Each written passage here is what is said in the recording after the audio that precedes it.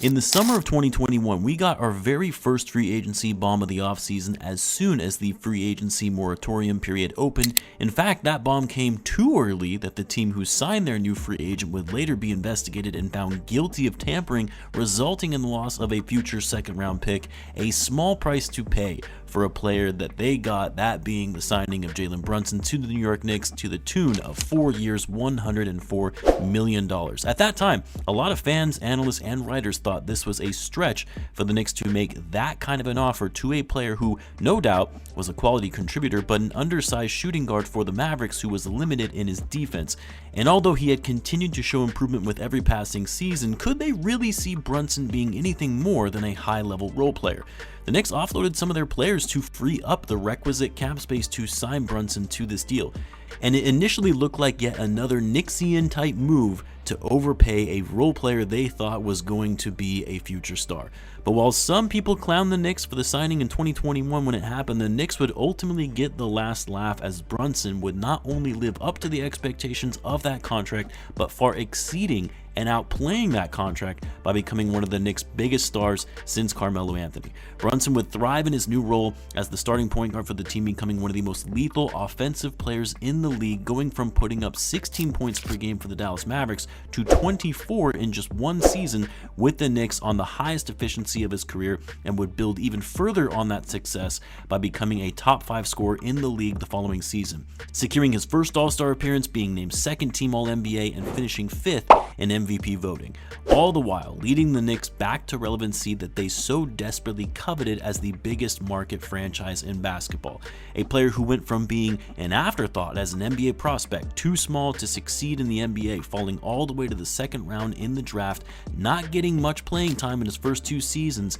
to now a top player in the league and one of the more gifted scorers in the game. And with Brunson's rise to stardom, you knew that meant a pretty substantial pay raise, especially considering how much he outplayed his contract. Or would it? Because to most people's surprise, Jalen Brunson, rather than waiting an additional year to be offered an even higher maximum extension possible, would end up signing an early extension, resulting in a significant amount of money he would leave on the table, sacrificing dollars for the betterment of the team's future cap sheet and in keeping this crew together despite the limitations of the new CBA. A pretty unprecedented move for a player of Brunson's caliber to sacrifice pay for the benefit of the team, a rarity in today's NBA when the stars prioritize securing their bag first before anything else. But how much did Jalen Brunson really sacrifice in this extension? Or did he even sacrifice anything at all? Well, let's clear up some misconceptions about Jalen Brunson's extension in this video, and why it might surprise you to learn that this was actually a smarter move on Brunson's part for him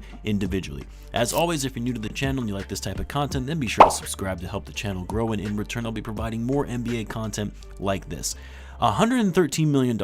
That's the number you continually saw on Twitter and Reddit, even from some major media outlets, as the amount of money Brunson was leaving on the table by signing this new 4-year, $156.5 million extension, when he could have signed a 5-year, $269 million extension next offseason. $156 million when he could have signed $269 million is a difference of $113 million. So in basic terms, yes, Brunson left $113 million on the table when all he had to do was just wait one more season. But comparing what he could have gotten versus what he ultimately signed for, and comparing a 4-year deal versus a 5-year one without considering the timing of his next free agency, doesn't make this an apt comparison. So while it's accurate to say that Brunson is sacrificing $113 million in pay to keep the current Knicks roster together for the long term, it's also a bit misleading. Let's take this for example, and only looking at a 4-year versus 4-year deal comparison. Brunson is of course extending with the Knicks for $156.5 million, and if you take what he could have received in the first 4 years if he re-signed with the Knicks next offseason,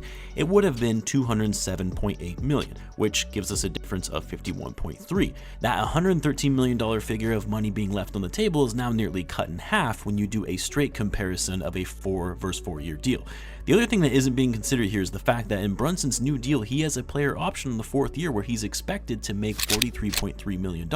in that last year in the 28-29 season. It's assumed, of course, subject to change depending on any major injury or decline in play, but it's assumed that Brunson would decline the the final year of his deal, allowing him to enter free agency 1 year earlier, exactly at his 10-year mark of service in the NBA, which would enable him to be eligible for the highest maximum extension possible at 35% of the total salary cap at the age of 32 versus the 30% max that a player would otherwise receive before their 10 years of service. Given the rise in salary cap year over year and what it's projected to be going into the 28-29 season, Brunson would then be eligible to sign a 5-year, $417 million extension. You heard that right, $417 million.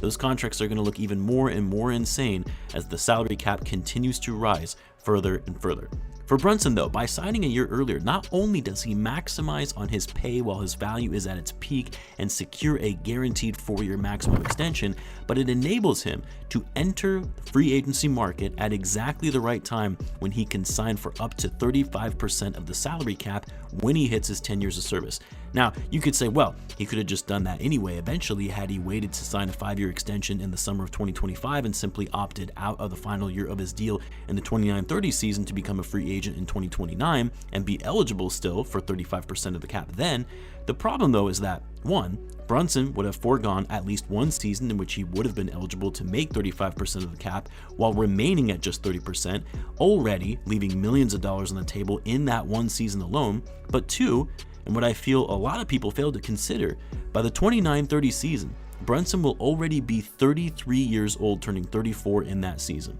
The Knicks, or any other team for that matter, regardless of how well Brunson is still playing at that time, are going to be reluctant to give him a full 5-year max when the contract would take him all the way to the end of his age 38 season. Brunson is more likely to maximize his earning potential by entering free agency a year earlier, not only in his ability to be eligible for the max of 35% of the team's salary cap at the conclusion of his 10th season in the league, but also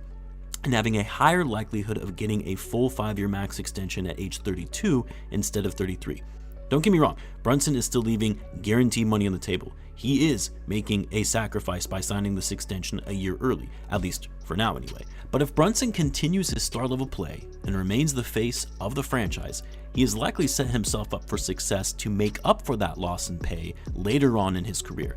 It also cannot be understated that the current extension Jalen Brunson agreed to was still, in fact, a max extension.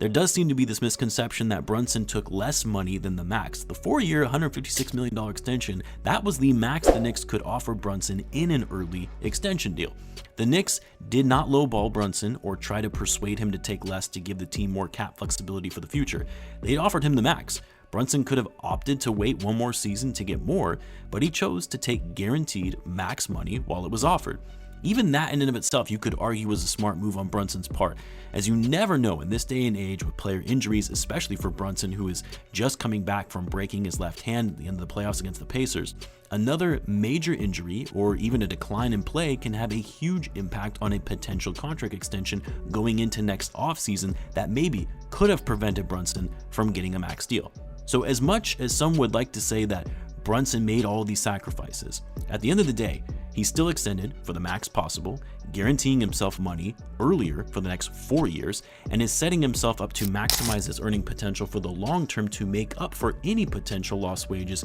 he would have otherwise gotten had he waited until next summer to sign that 5-year max deal. Now, as it relates to the Knicks and Brunson setting up this team for future success, and by keeping the core together, by being able to offer an extension to Mikal Bridges, who they recently acquired in a trade, there is no question this was a win for the Knicks to have their star player willing to be flexible with their contract to give them the requisite cap flexibility to build on this current core. But it's actually a bit overblown in terms of just how much flexibility this will give the Knicks, both for the short and long term. The biggest win here for the Knicks is locking up their best player, their star and face of the franchise for the next 5 years, since the extension doesn't go into effect until the 25-26 season, and locking him up at a below market rate for a player of his caliber. But here's the amount the Knicks will actually save with this Brunson early extension versus the 5-year max he would have been eligible for. $11.4 million in the 25-26 season, $12.3 million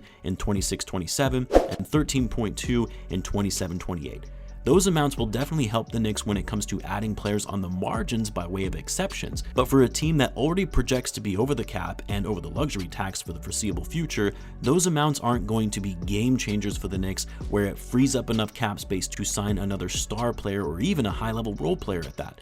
This simply gives them some wiggle room to potentially stay under those dreaded tax aprons, which is still great, but at the end of the day, it isn't enough for the Knicks to simply stack more and more talent with the savings from Brunson's early extension. The Knicks will still need to make this core work to push now to win a championship while they have Brunson, Anunoby, Bridges, Hart, DiVincenzo, maybe even Julius Randle if you want to throw him in there, even though my guess is he's likely going to get traded at some point in the near future. But while they have this core, all in their primes, this is their time to try and win now. The Brunson extension certainly helps the Knicks a little and was a sacrifice for the short term on Brunson's part, but in my view, this whole thing got a bit overblown in just how much Brunson was taking a discount to ensure the future success of this team. I would love to hear what you guys think though. Let me know in the comments. As always, be sure to subscribe, and I will see you in the next one.